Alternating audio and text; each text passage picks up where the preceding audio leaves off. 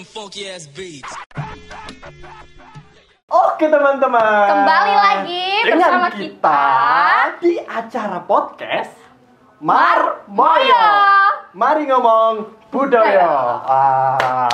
Kita kan udah berbincang-bincang di episode sebelumnya. Episode sebelumnya juga udah ada Mas Pariska, udah ada Bunda Intras. Nah, ini kan kita udah ngulik nih. Iya. Kayak apa sih Sanggar Seni Dharma Budaya yang dulu. Kayaknya kurang pas kalau kurang datengin salah satu personil tarinya Iya. sih. Penarinya. Iya. Nah, siapa ya yang bakal kita datengin nih ya? Kamu tahu questernya siapa? Sebenarnya tahu, cuman disuruh nggak tahu. Iya. Aku nggak tahu. Pura-pura nggak tahu. Pura-pura nggak tahu. Ya saya pura-pura lupa, ini pura-pura nggak tahu. Nah, emang kamu tahu? Enggak. Padahal Boleh tahu. Oh iya sih, maaf ya teman-teman. Gak usah lama-lama lagi. Teman-teman Apa? tahu nggak? Apa? Ya kali kan teman-teman tahu, tapi dia pura-pura nggak tahu. Iya. Teman-teman tahu? Enggak katanya. Sebelum kita undang questernya ke sini, Oke. jangan lupa like, komen. subscribe. Oh iya. Lupa sih. Subscribe Oke, dulu. kita ulangi sih. Oh iya. Jangan lupa teman-teman untuk Like, subscribe dan komen. Dan jangan lupa untuk di-share ke teman-temannya. Oke? Ya, kali ini jangan lama-lama, kita akan undang salah satu personil penari hits Antero. Antero Jagat Raya. Iya, Iya. terutama Jujur juga. kayak Kamu MC dangdutan ya. Kamu dari tadi ngomong Antero, nggak tahu Antero itu apa. Ya udah, skip. Oke teman-teman, jangan lama-lama, kita panggilkan sekarang. Guestar kita. Ya.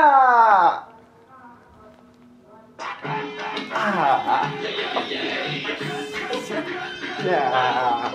Joget dulu.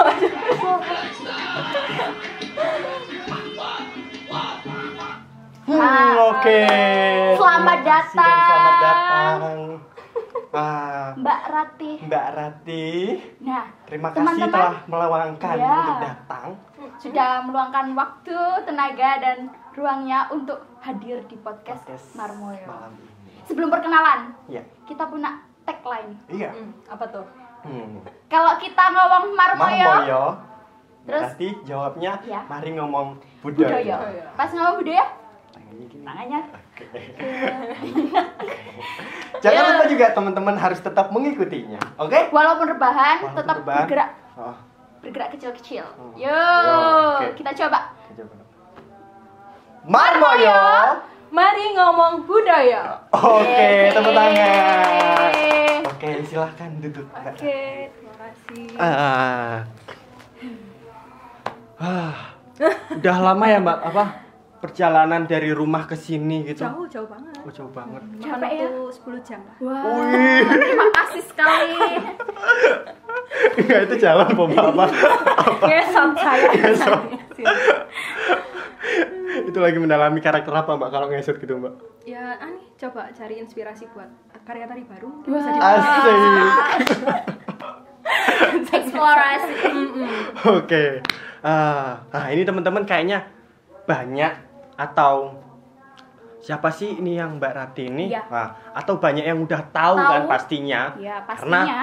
sosok Mbak Ratih di Dharma Budaya ini nggak asing lagi dong. Iya, pasti. Oh iya? Iya. Soalnya aku pas tadi pun bahkan berapa tahun kemarin tuh banyak loh Mbak yang Mbak Ratih gitu. Padahal aku baru tahu Mbak Ratih ya. Padahal aku bukan Mbak Ratih. Iya, aneh gitu. Nah, ini dia Mbak Ratih. Monggo perkenalan untuk teman-teman Iya. dulu Mbak. Halo teman-teman Marmoyo ya. Marmoyo. Nama saya Ratih Monika Putri.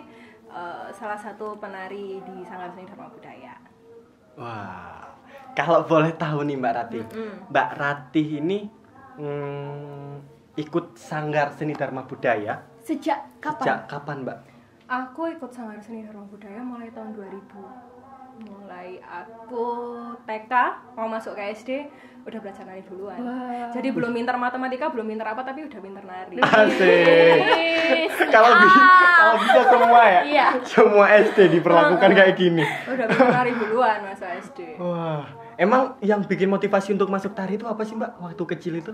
Waktu kecil kayaknya umur TK masih belum punya motivasi ya. Iya ya. Iya juga ya. Aku didaftarin sama mama. Jadi pengennya karena aku 3 bersaudara, kakak-kakakku laki-laki semua waktu itu. Wah, ini paling nggak harus diajarin kesenian. Apa biar jadi cewek, biar nggak kayak ikut kakak-kakaknya. Akhirnya didaftarin lah ke Sanggar Seni Ruang Budaya. Ada cerita lucu sih pas aku di sini. Boleh cerita nggak? Boleh, Boleh, Mbak, sharing-sharing boleh. Jadi sempat ketika aku di Sanggar Seni Ruang Budaya tahun 2, karena aku masuk tahun 2000. Iya. Hah? Itu di tahun 2003, sekitar 3 tahun di situ aku kelas 3 SD. Sempet mogok nari. Jadi sempat males, aku nggak mau nari lagi gitu. Sempat berhenti, nggak masuk sekitar 1-2 bulan. Tahu nggak karena apa? Karena apa Mbak? Jadi dulu nari kan hari Minggu tuh pagi. Iya. Nah, itu kan di TV kan ada Doraemon, ada Oh, Shinchan, iya. ada apa? Chibi Maruko-chan. Iya. Hari Senin itu teman-temanku mesti datang terus cerita, "Hei, kemarin episodenya gini lah." Aku nggak ngerti apa-apa gitu. Karena aku nari, aku sebel pas itu wes nggak mau, aku pengen nonton TV. Tapi suatu hari ada acara lomba, diajarin nari. Waktu itu tari pertama aku tari Bandeng Nener. Menang, akhirnya semangat. Lanjut lagi sampai detik ini. sampai sekarang, sampai sudah jadi pembina di Sanggar Seni Ruang Budaya. Wah. Tepuk tangan dulu teman-teman online. Nah, untuk teman-teman nih, ini kayaknya sebuah tips ya Mbak ya. Kalau besok berangkat sekolah nggak usah ceritain film-film. Iya. Tapi Menyebabkan mogok nari ya. nari. Kalau bisa nih, meskipun nggak ikut nari, cerita aja tentang tari. Iya. Pas hari Senin. Siapa tahu yang biasanya nonton film, maka ikut tari. Gitu ya teman-teman. Biar. Iya. Kalau dari kecil nih Mbak, ketika mulai TK sampai sekarang gitu, apa aja sih Mbak yang Mbak Ratih kasih antara meskipun berkarya dalam bentuk tarian ataupun koreo gitu Mbak? Dalam perjalanan Mbak Ratih sampai sekarang ini, karya-karya Mbak Ratih itu apa aja? Karya-karya ya pasti tari ya. Cuman di tari ini kita nggak cuman belajar tari, jadi itu perlu digarisbawahi.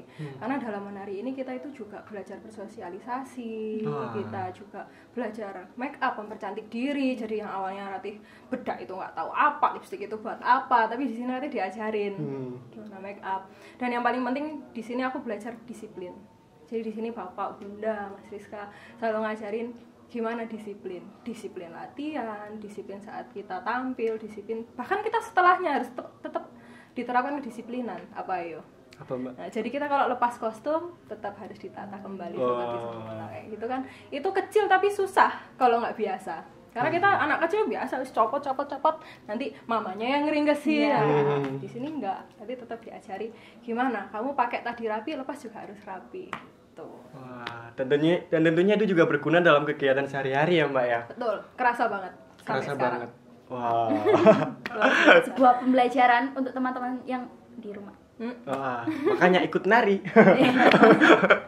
Iya, bentuk promosi. Enggak, itu lain sih. Kalau dari sampai sekarang gini Mbak, karya-karya Yang pernah ditarikan, yang pernah Mbak Ratih ikut proses dan dari mungkin karyanya Bunda tadi maupun Mas Rizka. banyak berapa ya tadi? Yang pertama ikut tari Pasedahan Suropati. Jadi tari ini mengangkat batik khas kota Pasuruan kalau nggak salah itu tahun berapa ya, udah lupa juga. Banyak. Itu pertama kali ikut proses. Jadi setelah jadi anak didik kelompok 1, kelompok 2, kelompok 3 sampai yang senior, baru masuk penari inti, baru ikut proses tari Pasedahan Suropati. Setelahnya kemudian ada banyak tarinya Roro Kinjang, ada tari Gondowati, tari Larung Segoro sama Jika. wah. banyak banget dari kecil. Tentunya juga nggak karya-karya itu dipentaskan, nggak hanya di kota Pasuruan ya Mbak ya. Betul. Jadi gimana aja Mbak kalau boleh tahu? Sharing-sharing juga, cerita-cerita juga. Mbak Ratih ini pernah keliling kemana aja sih? Banyak. Kalau sama Sanggar ini pertama kali dulu ke Bali. Wah. Tahun 2008. Bareng-bareng sama senior-senior, masih kecil sendiri aku dulu, tembong gendut, kecil masih baru bisa nari, diajarin. Dulu gendut Mbak. Temen. Tapi tetap narinya. Pertama kali masih junior banget, diajarin sama kakak-kakak senior. Ayo harus berani tampil. Kalau tampil kayak gini. Jadi make up juga baru belajar. Kemudian ke Jakarta, ke Batam, ke Aceh, ke Manado, ke Makassar. Wow. Banget. Yang di Jawa Timur ini kalau Jawa Timur kayaknya hampir semuanya sudah nari. Probolinggo sudah, Banyuwangi sudah, ke Bondowoso sudah, ke banyak. Kayaknya hampir semua Jawa Timur. Luar Jawa Timur hampir semuanya. Wah. Kita nggak ada apa-apanya, Wis. Iya. Aku pun Tepuk tangan juga. dulu. Tepuk tangan dulu dong teman-teman. Dan pastinya juga terbukti ya Mbak ya. Aku juga dengar-dengar nih Mbak Rati tuh pernah meskipun gak hanya keliling-keliling kemana, tapi juga pernah jadi duta tari. Duta penari. Duta penari. Iya Mbak. Itu tahun berapa Boleh itu Mbak? sharing-sharing juga, cerita-cerita juga buat teman-teman juga. Bagi-bagi tips Mbak. Kan sekarang mulai aktif lagi tuh Duta Penari Jawa Timur. Setelah vakum Ya, sekian lama ya, ya. setelah aku jadi vakum lama terus Ya. baru kemarin ini aku dengar lagi. Aku Duta Penari tahun 2015. Tahun 2015 itu panjang banget prosesnya. Jadi ada ya screening dulu, audisi. Namanya audisi penari di tempatku. Jadi dipilih 15 penari terbaik dari puluhan, entah itu puluhan atau ratusan ya. Jadi kita ada audisi panjang sebelumnya, itu nari juga ada wawancaranya juga, bahkan ada tes bahasa Inggrisnya juga. Jadi memang benar-benar dibentuk gimana Duta Penari ini bisa merepresentasikan budaya kita, nggak cuma di Indonesia tapi saat nanti ke luar negeri kita nggak bingung, nggak gratil kalau ngomong. Jadi memang benar-benar dites itu panjang, dari bulan itu nggak gampang loh. Jadi kita ketemu penari ada dari Ponorogo, ada dari Banyuwangi, yang maksudnya kita bayangin aja udah kelihatan memang itu kuat-kuat gitu. Tapi aku tuh di situ pede lah. Aku harus anak Pasuruan gitu loh. Aku bawa budaya aku pede. Aku memang karena di situ pun juga Sanggar Seni Dharma Budaya ini udah banyak dikenal. Jadi memang udah banyak yang tahu. Gitu. Jadi Suatu kebanggaan tersendiri. jadi aku datang itu pede banget udah. Aku anak Sanggar Dharma Budaya gitu. Jadi panjang lebar sampai akhirnya karantina, terpilihlah 15 penari itu untuk se-Jawa Timur. Sebelumnya pernah ikut di 2014. Oh, 2014 pernah ikut? Pernah ikut audisi, cuman nggak lolos. Karena Sebuah motivasi ya. Wah. Katanya soalnya Cika mau daftar nih tahun depan Mbak. Kumpulkan nih. Tadi kan juga sempat ketemu sama Mas Rizka ya Mbak ya. Kok aku dengernya juga kok ketawa enggak, maksudnya ngobrol-ngobrolnya ketawa sama Mas Rizka gitu. Kayaknya ada yang lucu dah ini. Apa tuh? Sesuatu dari Mbak Rati ketika dulu kok sampai ngobrolnya wah kok asik. Iya. Apa sih Mbak yang hal-hal paling lucu di Dharma Budaya? Hal yang lucu yang tadi 2008 itu ya. Yang apa Jadi, itu Mbak?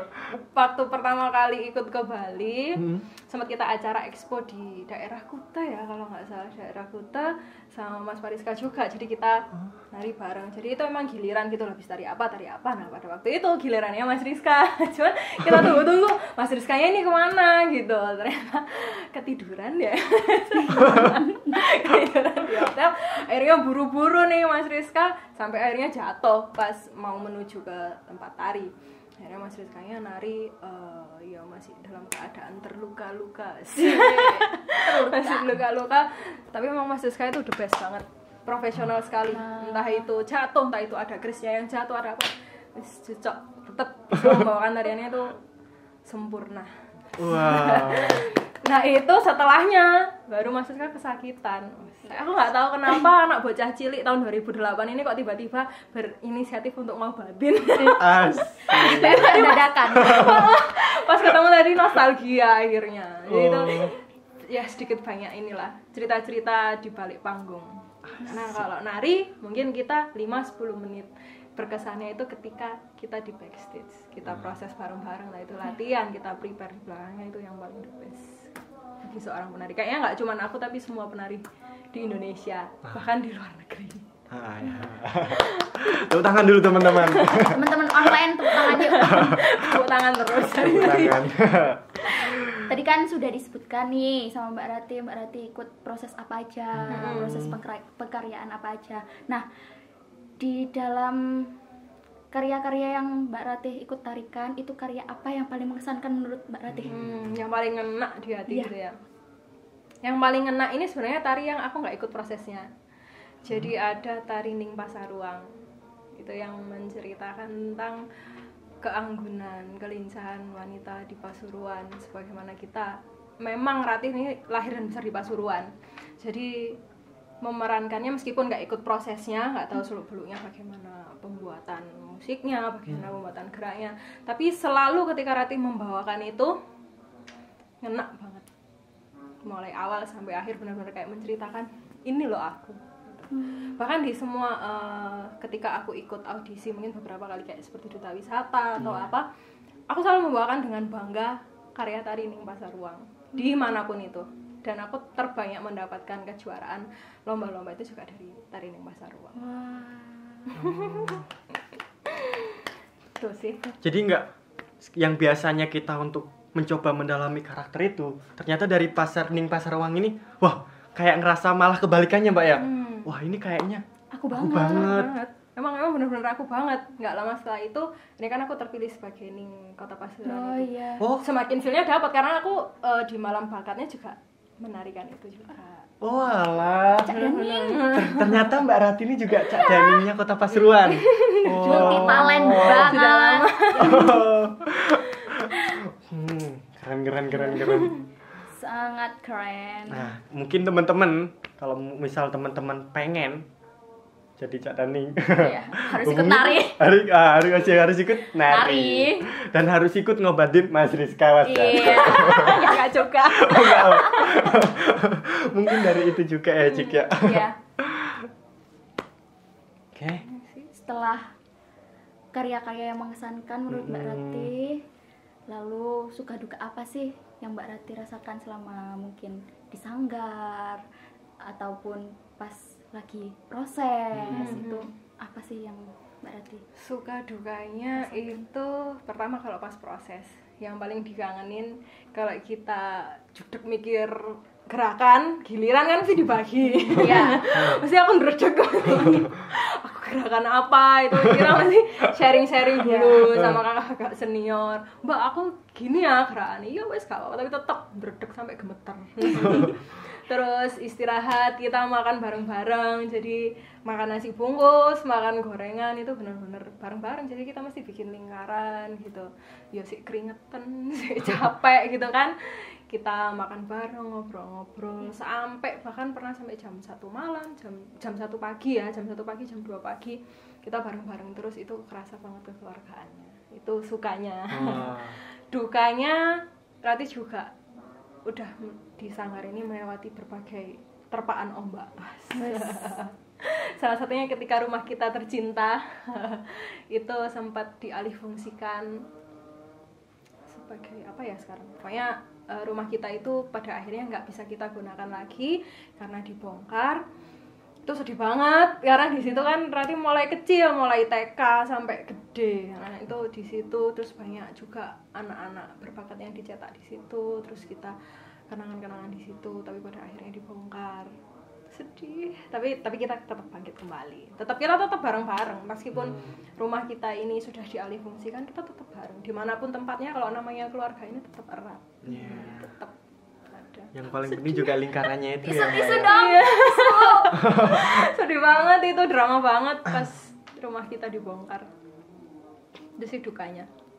Banyak lah. Berarti juga ya sampai sekarang yang bikin kangen dari dulu adalah tentang chemistry orang-orangnya itu ya Mbak ya.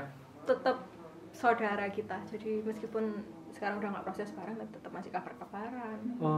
Karena emang kita udah dibentuk dari awal Sanggar Dharma Budaya ini memang membentuk keluarga. Jadi nggak ada yang kita saingan, sikut-sikutan, nggak ada. Kita memang dibentuk seperti keluarga. Kita susah senang bareng, menang bareng, bahagia bareng. Tapi dalam kondisi saat ini kan aku juga kadang mikirnya gitu Mbak, dulu enak mau ketemu setiap hari Minggu ada latihan, mungkin bisa menyempatkan gitu. Bisa dengan sharing. kondisi yang saat ini yang kadang hari Minggu pun nggak ada latihan gitu di Setiap stop hari juga harus di rumah aja karena pandemi ini. karena pandemi ini. Yang dirasakan Mbak Ratih dalam kondisi seperti ini nih apa Mbak? Apa, Mbak? sedih lah. Kita apa-apa serba dibatasi. Kesana nggak bisa, kesini nggak bisa. Kita biasanya yang ini momen Ramadan, kita ini biasanya ditunggu-tunggu buka bersama. Biasanya ada buka bersama bareng teman-teman. Tapi akhirnya nggak ada. Ya udahlah, jadi kita rencananya ke depan ini kita mau bukber online. Bukber online. Lewat Bukber online. Makan sendiri-sendiri tapi bareng, kan tetap buka bersama. Tapi pakai APK Zoom gitu, Mbak. Iya. Udah kayak kuliah. Kayak gitu sih, jadi online aja kita keep in touch-nya online. Mungkin teman-temannya Mbak Rati juga dapat kangennya lewat menonton video ini ya, Cik. Iya. Terutama itu murid-muridnya Mbak Rati. Iya. Selalu jadi guru kebanggaan Mbak Rati. Ya kan? Kelompok berapa, Mbak, kalau boleh tahu? Dulu kelompok 4. Oh, kelompok 4. Terakhir tahun 2 tahun lalu ya. Oh, 2 tahun lalu kelompok 4. Oh. Terus sudah banyak kesibukan di luar. Bukan berarti Rati melupakan rumah ini, enggak. Tetap ada di hati. Dan sampai sekarang Mbak Rati menyempatkan waktunya itu datang. Iyalah. Khusus senang banget podcast. Khusus untuk podcast. Nah, Mbak, tentang harapan Mbak Rati nih untuk Sanggar Seni Dharma Budaya, apalagi tentang keseniannya, atau bisa tentang dunia seni yang saat ini dilanda pandemi ini, Mbak. Mungkin kedepannya harapan Mbak Rati itu apa gitu? Ya, semoga Sanggar Seni Dharma Budaya ini terus maju, terus mencetak banyak anak-anak berbakat. Tidak hanya menari tapi juga membentuk mental dan juga kepribadian anak-anak ini tetap bisa berkontribusi untuk Kota Pasuruan, Jawa Timur, Indonesia, bahkan seluruh dunia, bisa dikenal di seluruh dunia juga. Untuk pandemi ini ya kita memang kan ini bencana yang luar biasa bagi semua orang, tapi jangan dilihat dari sisi negatifnya, di mana kita ini dari COVID-19 ini bisa lebih kreatif. Bahkan teman-teman di sini juga bisa bikin podcast apa kan, itu merangsang kita buat lebih kreatif lagi. Jadi kita tetap berseni di jalan kita dengan kreativitas kita yang berbeda ketika kita diharapkan untuk di rumah aja. Sebuah motivasi untuk teman-teman yang suka rebahan. Mungkin dengan rebahan-rebahan kecil lah ya, Cik ya. Gerak-gerak kecil, bukan rebahan-rebahan kecil. Oh, Gimana iya. rebahan-rebahan Oh kecil? iya. Gerak-gerak kecil, rebahan besar. Bisa lah ya bikin karya tari di rumah sambil rebah-rebahan, mikirin, "Aduh, aku mau bikin tari apa ya?" gitu kan. Boleh. Karya tari juga yang menceritakan rebahan juga bisa. Bisa enak malah. Gak capek mendah. Narinya rebahan terus gitu. Mau ikut aku kalau itu. Boyoan. Oke. Siap. Terima kasih banyak Mbak Rati. Sudah menyempatkan waktu, ruang dan tenaga untuk datang ke podcast Marmoyo ini.